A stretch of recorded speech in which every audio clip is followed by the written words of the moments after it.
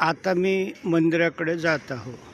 या ठिकाणी माझा निवास आहे आणि समोर मंदिर। पाहूया आतमध्ये शूटिंग करतात की नाही।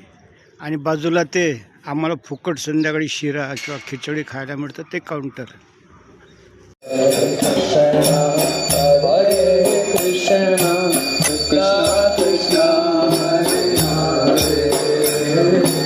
असे हे चांगले योग आलेत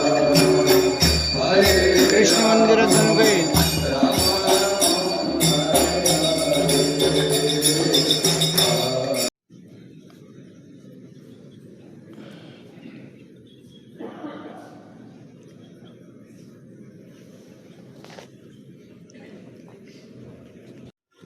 बाप्पू सकाळी 4 वाजता 6 वाजता उठले, आंघोळ केली की धोतर नेसण्यास धाब्यात जात, तिथं देवासमोर बसून 4-5 गजानन महाराजच्या ग्रंथातील पानं वाचत। हा त्यांचा नित्य नेम असे। मात्र त्यांनी धार्मिक कर्मकांड, पूजा, भजनं ही कधीच केली नाही।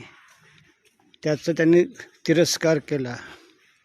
मात्र सकाळची सुरुवात गजानन महाराजच्या पोथीतील 4-5 पानं वाचून ती नेहमी करत।